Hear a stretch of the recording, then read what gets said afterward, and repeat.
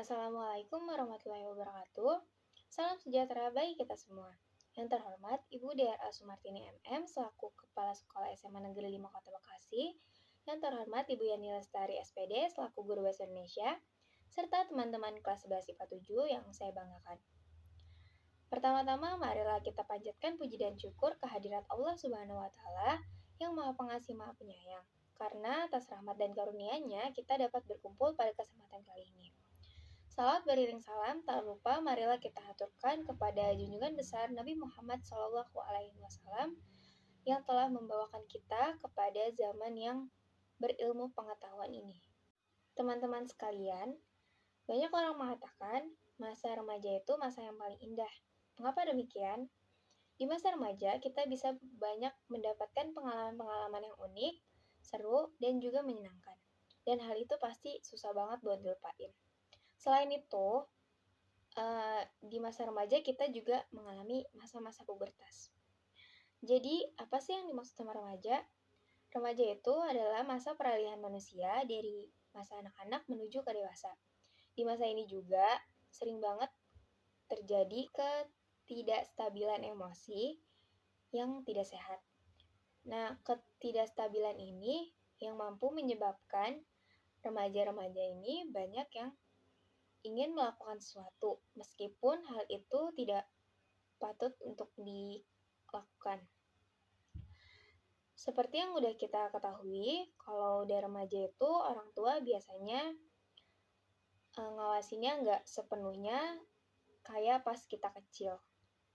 Oleh karena itu, supaya kita bisa tetap jaga diri kita harus pintar-pintar cari pergaulan yang bisa membawa kita ke arah yang lebih baik. Pergaulan saat ini cenderung mengarah ke pergaulan bebas, di mana kata bebas ini adalah sesuatu yang melewati norma-norma yang telah ditetapkan. Oleh karena itu, kenapa pergaulan bebas itu cenderung ke arah yang hal negatif? Kayak contohnya seks bebas, terus tawuran, minum-minum obat terlarang, mungkin mabuk-mabukan juga, sama merokok. Lemahnya iman sama kurangnya ilmu agama yang ditanamin di dirinya, itu tuh bisa jadi salah satu penyebab kenapa pergaulan bebas itu bisa terjadi. Oleh karena itu, sudah seharusnya kita sebagai para remaja untuk memperhatikan dan melaksanakan etika-etika dalam pergaulan menurut pandangan Islam, supaya kita terhindar dari sesuatu yang dilarang oleh Allah Subhanahu wa Ta'ala. Amat sangat diperlukan bagi kita untuk melakukan sesuatu hal-hal yang positif, seperti tidak merokok, tidak menggunakan obat-obat terlarang, tidak melakukan tawuran, dan yang lain sebagainya. Karena jika kita melakukan sesuatu hal yang positif, itu akan berdampak pada lingkungan sekitar kita. Dan lingkungan sekitar kita pun akan ikut terbawa oleh dampak positif tersebut.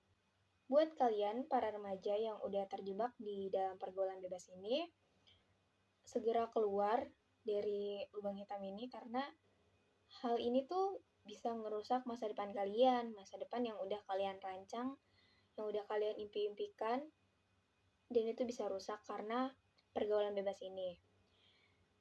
Emang gak mudah sih buat ngelakuin atau ngebenerin sesuatu yang udah rusak, tapi ada pepatah yang mengatakan, lebih baik terlambat daripada tidak sama sekali. Sebagai orang yang beragama, kita harus menjauhi segala sesuatu yang dapat menjerumuskan kita ke hal-hal yang negatif dengan cara membatasi dalam pergaulan. Sebagaimana kita semestinya, kita harus selalu menjaga etika-etika dalam bergaul.